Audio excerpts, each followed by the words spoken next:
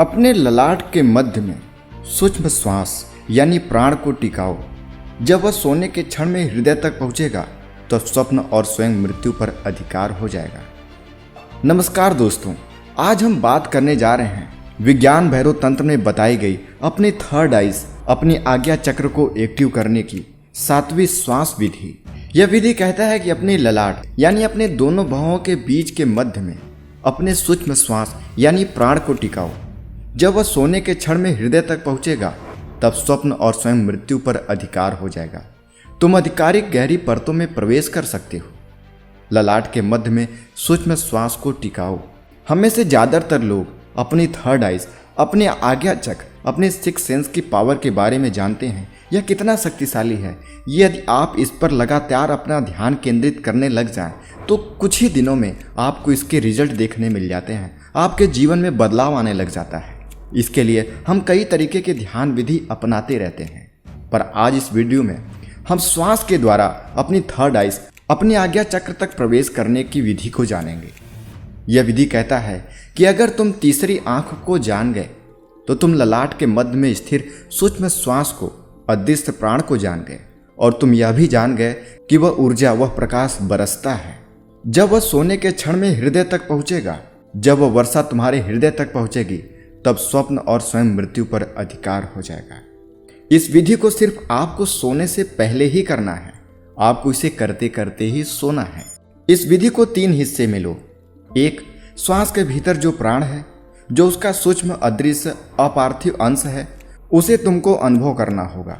यह तब होता है जब तुम अपने दोनों भृगुटियों के बीच अवधान को स्थिर करके रखो, तब यह आसानी से घटित होता है। अगर तुम अवधान को अंतराल में भी टिकाओ तो भी यह घटित होगा, मगर उतनी आसानी से नहीं।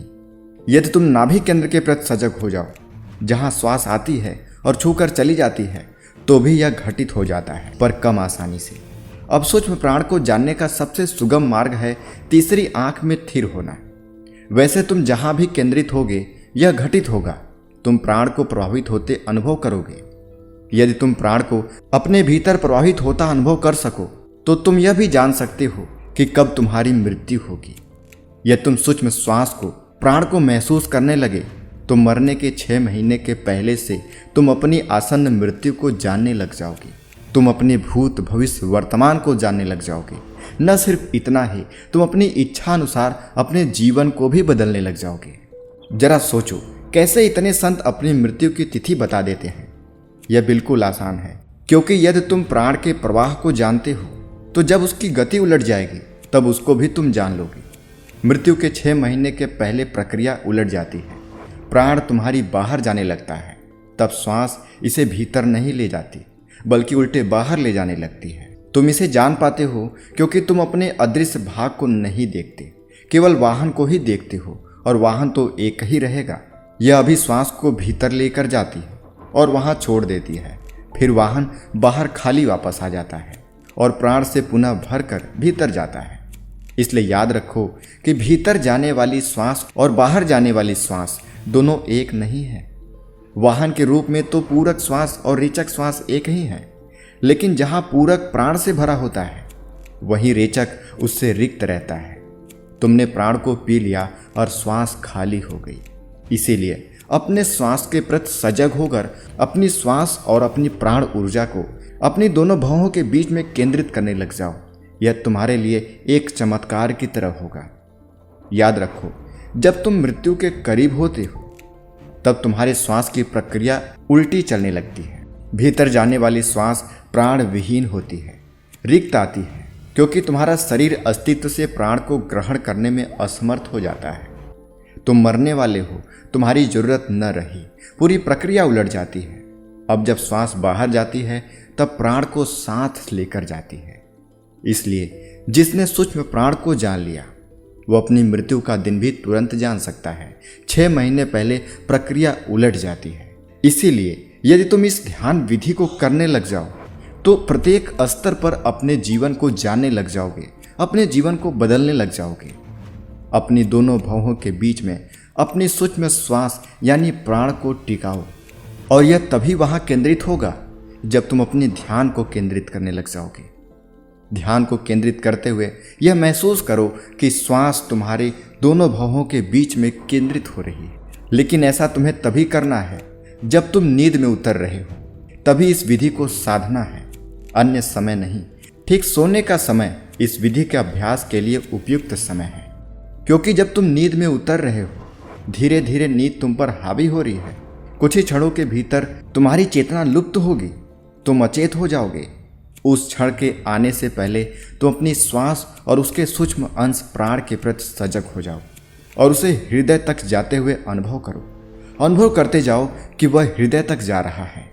प्राण हृदय से होकर तुम्हारे शरीर में प्रवेश करता है, इसलिए यह अनुभव करते ही जाओ कि प्राण हृदय तक आ रहा है। और इस निरंतर अनुभव के बीच ही नींद को आ जाने दो। तुम अनुभव करते जाओ और नींद को आने दो। नींद को तुमको अपने में समेट लेने दो। यदि यह संभव हो जाए कि तुम अदृश्य प्राण को हृदय तक जाते देखो और नींद को भी, तो तुम अपने सपनों के प्रति भी सजग हो जाओगे। तब तुमको बोध रहेगा कि तुम सपना देखते हो तो तुम समझते हो कि यह यथार्थ ही है। जब तुम सपना देखते हो तो तुम समझते हो कि यह सपना सच है। यह भी तीसरी आंख के कारण ही संभव होता है। क्या तुमने किसी को नींद में देखा है? उसकी आंखें ऊपर चली जाती हैं और तीसरी आंख में स्थिर हो जाती हैं। यदि नहीं देखा तो तुम बच्चे को सोते हुए देखो, उसकी आंखें खोल कर देखो कि उसकी आंखें कहाँ हैं। उसकी आंख की पुतलियां ऊपर की ओर चढ़ी रहती हैं और तीसरे नेत्र पर केंद्रित रहती हैं। मैं कहता हूं कि बच्चों को देखो, सयानों को मत देखना। सयाने भरोसे योग्य नहीं हैं, क्योंकि उनकी नींद गहरी नहीं होती। वे सोचते भर हैं कि सोए हैं, लेकिन बच्चों को देखो, उनकी आंखें ऊपर की ओर चढ़ी रहती हैं। इसी तीसरी आंख में स्थिरता के कारण तुम अपने सपनों को सच मानते हो। तुम यह नहीं समझ सकते कि वे सपने हैं। इसे तुम तभी जानते हो जब तुम सुबह उठते हो। लेकिन यदि तुम इस ध्यान विधि का अभ्यास करो तो तुम समझ जाओगे कि सपने के दो तल हैं, स्वप्न और तुम स्वयं। और तुम ऐसे ही सजग हो जाओगे। जो नींद में स्वप्न के प्रति जाग सके, उसके लिए यह सूत्र चमत्कारी हो सकता है। यदि तुम स्वप्न के प्रति सजग हो जाओ तब तुम दो काम कर सकते हो। एक कि तुम अपनी इच्छा अनुसार स्वप्न पैदा कर सकते हो। आमतौर पर हम ऐसा नहीं कर सकते। आदमी कितना नपुंसक है कि वह अपनी इच्छा अनुसार स्वप्न भी पैदा नहीं कर सकता। लेकिन अगर तुम कोई खास स्वप्न देखना चाहते हो तो तुम इस विधि के द्वारा अपने सपनों पर कंट्रोल करने लग जाओगे। स्वप्न तुम में घटित होगा। बस तुम यह देखते हुए नींद में उतरो कि तुम्हारा हृदय प्राण से भर रहा है। निरंतर हर श्वास में प्राण से स्पर्शित हो रहा है और फिर वह तुम्हारी थर्ड आइज को छू रहा है। यदि तुम ऐसा करने लग जाते हो तो तुम अपने सपनों के मालिक हो जाओगे। और यह मालकियत बहुत अनूठी, बहुत ही दुर्लभ होती है। लेकिन अपने सपनों का मालिक बनने का यह प्रयोजन क्या है? क्या यह व्यर्थ नहीं है? ऐसा नहीं है, यह व्यर्थ नहीं है। एक बार तुम स्वप्न के मालिक हो गए तो दोबारा तुम कभी स्वप्न नहीं देखोगे। यह व्यर्थ हो गया, जरूरत नहीं रही। जैसे ही तुम अपने सपनों के मालिक होते हो, स्वप्न बंद हो जाते हैं, उसकी जरूरत नहीं रहती। और जब स्वप्न बंद हो जाते हैं तब तुम्हारी नींद का गुण धर्म ही होता है। वह गुण धर्म वही है जो मृत्यु का है। मृत्यु गहन नींद है। अगर तुम्हारी नींद मृत्यु की तरह गहरी हो जाए तो इसका अर्थ है कि सपने विदा हो गए हैं। सपने नींद को उथला करते हैं। सपनों के चलते ही तुम सतह पर घूमते रहते हो। सपनों में उलझे रहने के कारण तुम्हारी नींद उथली हो जाती है। और जब सपने नहीं रहते तब तुम नींद के सागर में उतर जाते हो, उसकी गहराई छू लेते हो। वही मृत्यु है। इसीलिए महान संतों ने कहा है कि नींद छोटी मृत्यु है और मृत्यु लंबी नींद। गुणात्मक रूप से दोनों समान है। नींद दिन की मृत्यु है और मृत्यु जीवन की नींद है। प्रतिदिन तुम थक जाते हो, तुम सो जाते हो और दूसरी सुबह तुम फिर अपनी शक्ति और अपनी जीवंतता को वापस पा लेते हो। तुम मानो फिर से जन्म लेते हो। वैसे ही सतत या 80 वर्ष के जीवन के बाद तुम पूरी तरह थक जाते हो। तुम्हारा शरीर एकदम थक जाता है। अब छोटी अवधि की मृत्यु से काम नहीं चलता। अब तुमको बड़ी मृत्यु की जरूरत है। उस मृत्यु या नींद के बाद तुम बिल्कुल नए शरीर के साथ पुनर्जन्म लेते हो। और यदि तुम एक बार स्वप्न शून्य नींद को जान जाओ और उसमें बोधपूर्वक रहो तो फिर मृत्यु का भय चला जाता है। इस ध्यान विधि के द्वारा तुम सपनों के मालिक हो जाओगे। उसका अर्थ हुआ कि सपने आना बंद हो जाएंगे। या यदि तुम खुद सपने देखना चाहते हो तो ही सपना दिखेगा। लेकिन तब यह ऐच्छिक सपना होगा, यह अनिवार्य नहीं होगा। यह सपना तुम पर लादा नहीं जाएगा, तुम उसके शिकार नहीं होगे। दोस्तों, यह ध्यान विधि बहुत सरल लगती है, लेकिन यह आपके जीवन में चमत्कारी बदलाव लाने को आपको मजबूर कर देता है। वैसे तो मैंने सोने से पहले अपने अवचेतन मन को भी रिप्रोग्राम करने का तरीका बताया है, वह भी इसी ध्यान विधि के अंतर्गत आता है। लेकिन इस विधि के अंतर्गत यदि आप सोने से पहले अपनी श्वास को अपने दोनों भौहों के बीच में केंद्रित होता महसूस कर सको, तब तुम न सिर्फ अपने श्वास के प्रति सजग होते हो, न सिर्फ इसे जानते हो, बल्कि अपने सपनों पर कंट्रोल करके अपने जीवन को एक नई दिशा दे सकते हो, अपने जीवन में चमत्कारी बदलाव ला सकते हो। और यह बदलाव आना ही आपके थर्ड आइज का एक्टिवेट होना होता है। तो दोस्तों, आपको यह छोटी सी जानकारी कैसी लगी? अगर अच्छी लगी तो इस वीडियो को लाइक करें और विज्ञान भैरव तंत्र की बाकी विधियां यदि आप मुझसे सुनना चाहते हैं तो हमें कमेंट में बताएं।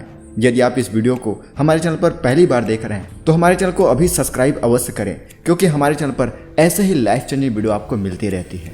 तब तक मिलते हैं अगली वीडियो में। धन्यवाद।